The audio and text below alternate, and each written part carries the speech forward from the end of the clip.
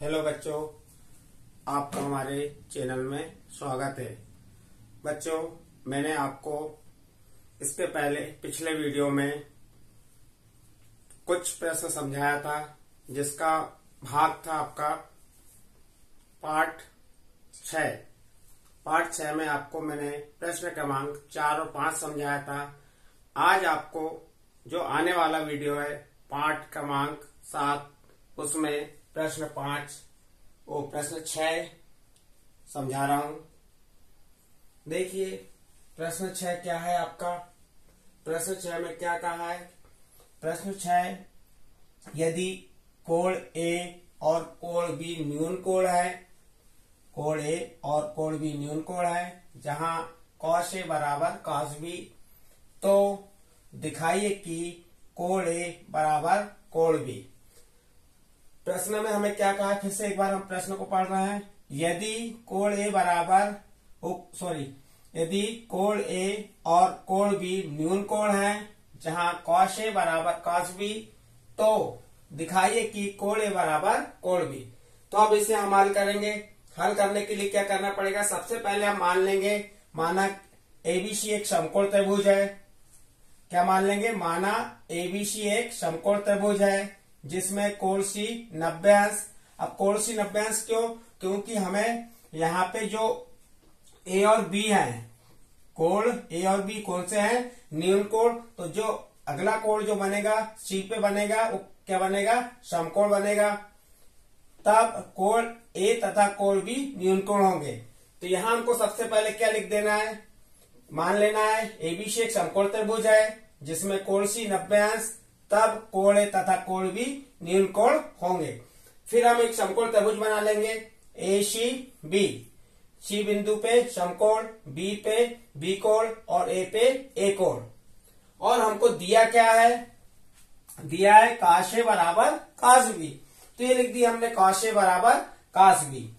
cos ए का सूत्र क्या होता है, लंब बटे cos ए का सूत्र क्या होता है, आधार बटे कर्ण। और cos बी का सूत्र क्या होता है, आधार बटे कर्ण। लेकिन इसमें दो कोण है, यहाँ पे ए कोण है और यहाँ पे बी कोण है। आपको ये पहले वीडियो में मैंने बता चुका हूं कि जहां पे कोण बनते हैं उनके सामने की भुजा क्या होती है, लंब होती है। हमारा कोण कहाँ पे बन रहा है, देखिए यहाँ पे यदि ए पे कोण बन रहा है, यहाँ पे ये ए बिंदु का कोण है, तो इसके सामने की भुजा लंब कहलाएगी और ये वाली भुजा आधार कहलाएगी। लेकिन कोण बी के लिए इसके सामने की भुजा ये है, कौन सी, एसी। तो कोण बी के लिए एसी क्या कहलाएगा, लंब, और बीसी क्या कहलाएगा, आधार। तो इस चीज का आपको ध्यान रखना पड़ेगा। अब यहाँ पे हम आधार और कर्ण उनके नाम लिख देते हैं। किसके लिए रहे हैं, कोण ए के लिए। तो कोण यहाँ पे है तो इसका लंब ये हो गया और आधार ये, तो इसका आधार क्या हो गया, एसी, और कर्ण क्या हो गया, ए बी बराबर। अब cos बी, तो बी कोण हमारा यहां बन रहा है, तो इसका आधार ये हो गया, लंब ये हो गया और कर्ण ये। तो अब इसका आधार क्या हो जाएगा, बीसी, और कर्ण क्या हो गया, ए बी। अब इसको आगे हल करते हैं हम।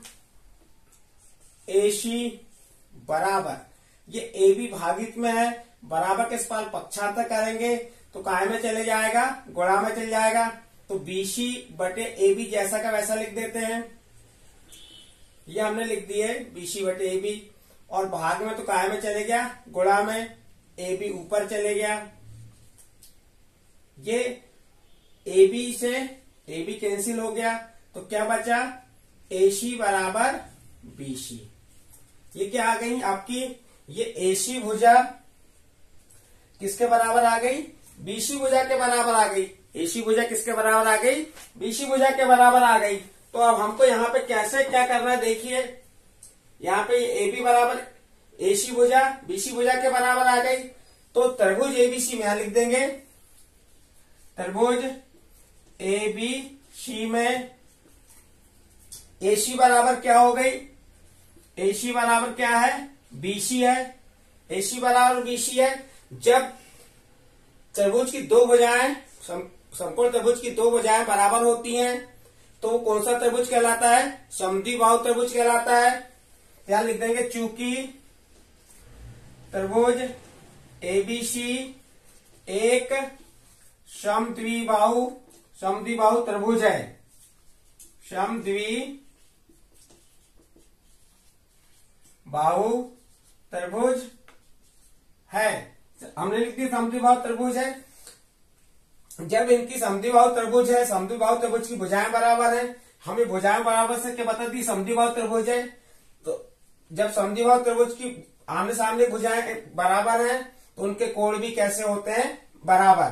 जैसे ये भुजा बीसी के सामने का कोण कौन सा है, कोण ए, और एसी के सामने का कोण क्या है, बी। तो ये कोण भी कैसे होंगे, बराबर होंगे।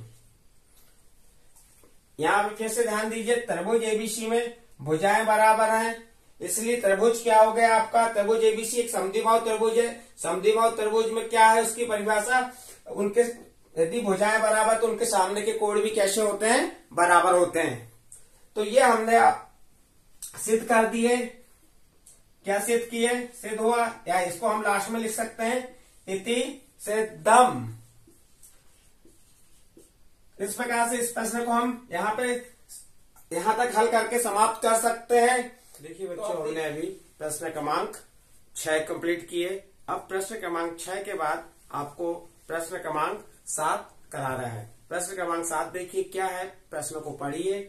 प्रश्न क्या कह रहा है, प्रश्न क्रमांक 7 कह रहा है, यदि cot थीटा बराबर 7/8 तो नंबर 1 धन साइन थीटा कोष्टक में, फिर अगले कोष्टक में 1 ऋण साइन थीटा भागित 1 धन कॉस थीटा कोष्टक में, फिर अगले कोष्टक में 1 ऋण कॉस थीटा, और दूसरा नंबर है काट वर्ग थीटा का मान निकालिए। आपका दिया आपके पास है कॉट थीटा बराबर 7/8। कॉट थीटा बराबर क्या दिया है, 7/8। तो आपको नंबर 1 और नंबर 2 के मान निकालना है। इनके मान निकालने के लिए आपको इनके लंब कर्ण आधार ज्ञात होना चाहिए। इसको ज्ञात करने के लिए हमको सबसे पहले लिख देंगे, हम क्या लिख देंगे, कॉट थीटा। कॉट थीटा बराबर क्या है, 7/8। ये लिखने से पहले आपको हल लिखना है। हल के बाद क्या लिखना है, कॉट थीटा बराबर 7/8। अब इस 7/8 तो कॉट का सूत्र क्या होता है, आधार बटे लंब। कॉट का सूत्र क्या होता है, आधार बटे लंब। तो यहां से इसकी तुलना कर लीजिए। आधार बराबर कितना आ गया, आधार बराबर कितना आ गया 7, और लंब बराबर कितना आ गया, लंब बराबर 8। आपको आधार और लंब मालूम है, कर्ण ज्ञात करना है।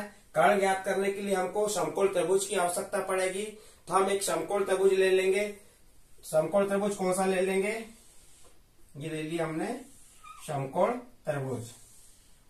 इसको नाम दे दीजिए ABC। बी बिंदु पे 90 अंश का कोण बन रहा है और थीटा कोण सी बिंदु पे बन रहा है। सी बिंदु के सामने की भुजा यानी कोण थीटा कोण के सामने की भुजा क्या कहलाएगी, लंब कहलाती है। और जिसका मान आपको दिया है 8, जिस पे थीटा कोण बना है आधार कहलाती है, जिसका मान दिया है 7। और आपको कर्ण ज्ञात करना है। तो कर्ण कैसे ज्ञात करेंगे, ये समकोण त्रिभुज में पाइथागोरस प्रमेय लगा देंगे। तो हमारा समकोण त्रिभुज कौन सा है, समकोण त्रिभुज ABC में क्या लगा देंगे, पाइथागोरस प्रमेय। पाइथागोरस प्रमेय से सभी को मालूम है पाइथागोरस प्रमेय क्या है। पाइथागोरस प्रमेय होती है कर्ण का वर्ग बराबर लंब का वर्ग धन आधार का वर्ग। पाइथागोरस प्रमेय सभी बच्चों को याद हो जाना चाहिए, क्योंकि पाइथागोरस प्रमेय का प्रत्येक सवाल में प्रयोग किया जाता है। जब तक पाइथागोरस प्रमेय नहीं बनेगी तो आपको सवाल नहीं बनेंगे। तो ये हमने लिख लिए, पाइथागोरस प्रमेय कर्ण का वर्ग बराबर लंब का वर्ग धन आधार का वर्ग। कर्ण देखिए क्या है, यहाँ पे नहीं दिया है, तो कर्ण जैसा का वैसा लिख दीजिए। कर्ण का वर्ग। लंब का मान कितना दिया है? लंब का मान दिया है 8, 8 का वर्ग धन आधार का मान दिया है 7, 7 का वर्ग, 7 का वर्ग। फिर लिख दीजिए कर्ण का वर्ग जैसा का वैसा। 8 का वर्ग कितना होता है? 64, 7 का वर्ग 49। देखिए इसके आगे यहां से कर रहे हैं हम। कर्ण का वर्ग जैसा का वैसा लिख दीजिए। कर्ण का वर्ग बराबर, अब 64 में 49 को जोड़ दीजिए। 9 में 4 जोड़े 13, 13 की 3 हासिल का 1, 6 4 10 और 1 11, कितना आ गया? 113। तो कर्ण बराबर, यहां से वर्ग हटाइए, यहां क्या लग गया? वर्गमूल।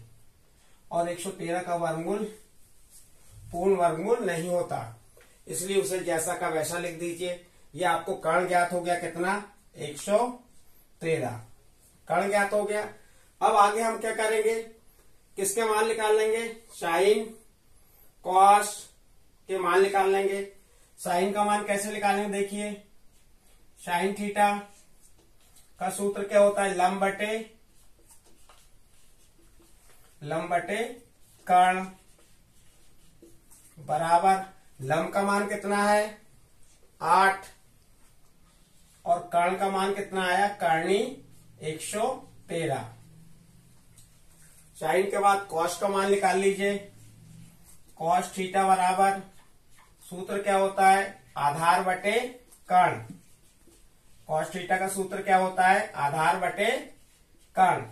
मैं आपको बार बार बता रहा हूं कि ये सूत्र आपको अनिवार्य रूप से याद होना चाहिए ही। यदि सूत्र नहीं बनेंगे तो आप एग्जाम में प्रश्नों को हल नहीं कर पाएंगे। आपको प्रश्न बहुत आसान लगते हैं, लेकिन आप कब हल कर पाओगे? जब तक आपको ये सूत्र नहीं मालूम होंगे। इसलिए सूत्र मालूम करना अनिवार्य है। ठीक है बेटा। अब देखिए यहाँ पे कॉस थीटा बराबर क्या है? आधार बटे कर्ण। तो आधार हमारा कितना है? 7। आधार कितना है? 7। और कर्ण कितना है? 113, कर्णी 113। तो ये आपके साइन और कॉस के मान आ गए। अब किसका मान निकाल लेंगे? कॉट की भी आ सकता है, तो कॉट का मान देख लेते हैं। तो कॉट का मान ऑलरेडी हमारे प्रश्न में दिया हुआ है। कॉट थीटा बराबर क्या दिया है? 7/8। इस प्रकार से हमने साइन कॉस और टेन के मान निकाल लिए। अब क्या करेंगे? हमें जिन्हें मान निकालने का है, जिसके मान निकालने का है, उसको अब लिखेंगे हम। नंबर 1 हमारा क्या दिया है? एक ब्रैकेट में दिया है 1 धन साइन थीटा, और दूसरे ब्रैकेट में दिया है 1 ऋण साइन थीटा। फिर भागित में दिया है, यहां बराबर का चिन्ह लगा दीजिए। नंबर 1 है, यहां बराबर का चिन्ह बराबर बटे की लाइन के सामने आता है। नीचे दिया है भागित में 1 धन कॉस थीटा और 1 ऋण कॉस थीटा। इसका मान हमें ज्ञात करना है। अब कैसे ज्ञात करेंगे? जो हमने साइन कॉस के मान निकाले हैं वो इनमें रख देंगे। साइन का मान रख देंगे, साइन का मान, कॉस का मान रख देंगे, कॉस का मान। अब देखिए आपको मालूम है साइन का मान क्या है? 1 तो जैसा का वैसा रह गया। साइन का मान क्या आ गया आपका? 8/13, 8/113। एक कोष्टक में लिख दी हमने। इसको थोड़ा लिखने का तरीका देखिए। पहले 1 लिखिए धन और बटे की लाइन ऐसी खींचिए कि जो बीच में आ जाए। 8/100 करनी 113 एक कोष्टक में हो गया। दूसरे कोष्टक में 1 ऋण साइन थीटा का मान वही है 8 करनी के अंदर 113। फिर ये भागित में आ जाएगा। इसके बाद रख दी, इधर साइन थीटा का मान ये आ गया, 1 ऋण साइन थीटा का मान ये आ गया। अब यहाँ पे इस कॉस थीटा का मान रखेंगे तो 1 जैसा का वैसा लिख दिए।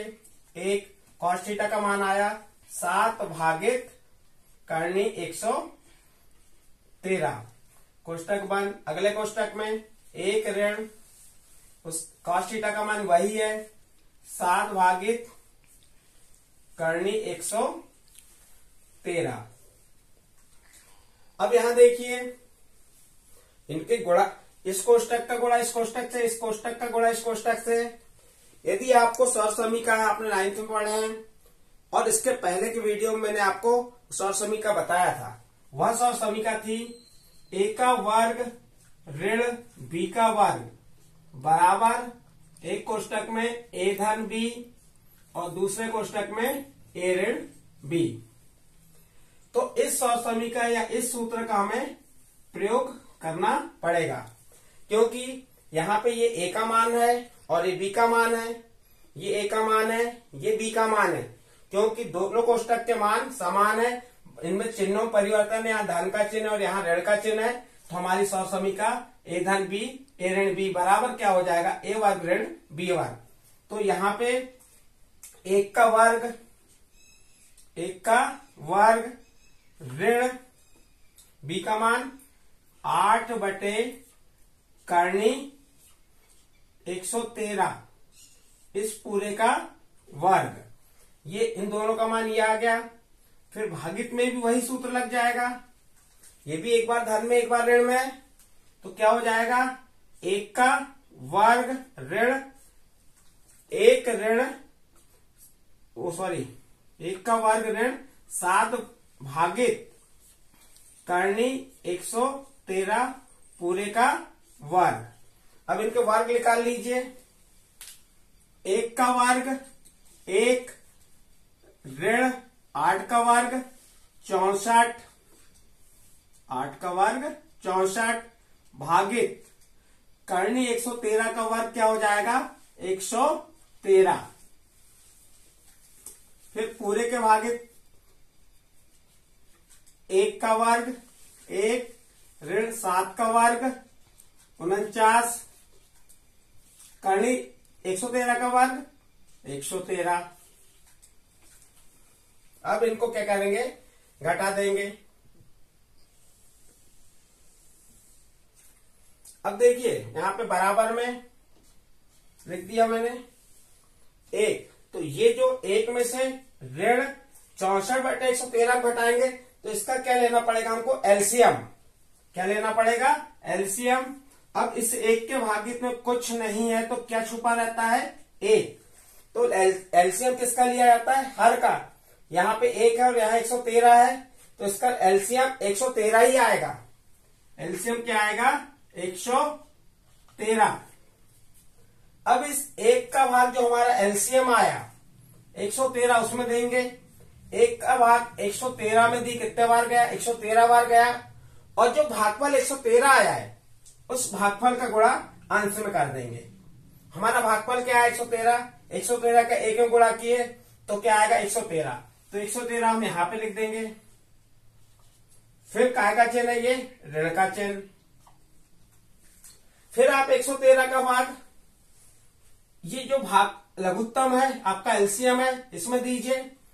इस हर का भाग एलसीएम वाले में दिए, तो एलसीएम में दी कितना आया, 113 का भाग 113 में दिए तो एक बार गया, और एक का गुणा ऊपर के अंश 64 से कर दीजिए तो क्या आ गया, 64। फिर एक पूरी बटे की लाइन यहां बराबर आ जाएगा। जो हर में दिया है इसको भी इसी प्रकार, इसका भी एलसीएम क्या आ जाएगा, 113 आ गया। जैसे अभी हमने इसका निकाल दिया, इसका एलसीएम भी उसी प्रकार निकाल लेंगे। एक का भाग 113 में दी 113 बार गया, 113 का अंश में गुणा की तो यहाँ क्या आ गया, 113 ऋण 113 का भाग इस 113 में देंगे, एक बार जाएगा, और एक का गुणा 49 में करेंगे तो 49 आएगा। इस प्रकार से हमने इसको निकाल लिए। अब आगे हल करते हैं। आगे क्या करना पड़ेगा, 113 में से 64 घटाएंगे। अब घटाना है तो 113 में तो डायरेक्ट घटाते नहीं बन रहा है, तो रफ में देख लीजिए करके। 113 में से क्या घटाना, 64। 3 में से 4 नहीं घटेगा तो इससे उधार मांग के यहां ले आएंगे, 13 हो जाएगा। क्या हो गया, ये 13 हो गया। अब 13 में से 4 घटाइए, कितना बचेगा, 9। जब इसने एक दाई उधार दे दिया तो इसके पास क्या हो गया, 0। अब 0 में से 6 को हम घटाएंगे, घट नहीं सकता, फिर इससे भागे तो इसने दे दिया, तो यहाँ कितना हो गया 10। अब 10 में से 6 गया, कितना बचा 4, तो कितना आ गया यहाँ पे 49 भागित 113। फिर पूरे बटे की लाइन बराबर उसी के सामने आएगा। फिर 113 में से 49 घटा दीजिए। जब हमने 113 में से 64 घटाया तो 49 आया था, तो 113 में से 49 को घटाएंगे 64 आएगा, तो यहां कितना आ जाएगा 64 और भागित में 113। अभी ये भाग से इसको गुणनफल में बदल देंगे, भाग से गुणा में बदलेंगे, तो अंश जैसा का वैसा लिखेंगे 49 बटे 113। गुणा में जब जाएगा तो इसका हर अंश में चल जाएगा, 113 ऊपर चल जाएगा और 64 कहां जाएगा नीचे। जब हम भाग से गुणा में बदल रहे हैं तो जो नीचे वाली संख्या है 64 बटे 113, तो इसको 113 ऊपर चल जाएगा और 64 नीचे आ जाएगा। ये 113 से 113 कैंसिल हो गया, तो बचा क्या वो देख लीजिए। 113 का भाग 113 में एक एक बार गया, ऊपर बचा 49 भागित 64। ये किसका मान आ गया, यहां लिख देंगे। अब हमारे पास जगह कम है, नहीं तो क्या लिखना है आपको, ये वाला मान पूरा लिखेंगे। 1 धन साइन थीटा गुणित 1 ऋण साइन थीटा भागित 1 धन काश थीटा गुणित 1 ऋण काश थीटा बराबर 49 बटे 64। इस प्रकार से आपका ये जो पहला मान था वो लिखना है। अभी इसमें दूसरा मान भी दिया है, इसका दूसरा क्या है, दूसरा को मैं यहाँ पे मिटा के थोड़ा सा जगह कम होने की वजह से मैं इसको ऐसा लिख दे रहा हूं, आप समझ जाएंगे। दूसरे नंबर का सरल भी है। किसका मान ज्ञात करना है, कॉट वर्ग थीटा का। किसका मान ज्ञात करना है आपको, काट वर्ग थीटा का मान ज्ञात करना है। काट का मान हमें मालूम हो गया, कॉट का मान कितना आया था, यही की निकाले देखिए 7 बटे 8। कॉट का मान कितना है 7 बटे 8। कॉट का वर्ग है इसलिए पूरे का वर्ग हो जाएगा। जब ये पूरे का वर्ग हो गया बराबर, सभी को मालूम है 7 का वर्ग कितना होता है 49 और 8 का वर्ग क्या होता है 64। लास्ट में क्या लिख देंगे, अतः कॉट वर्ग थीटा बराबर 49 बटे 64। इस प्रकार से दोनों सवालों के हमने मान निकाल लिए।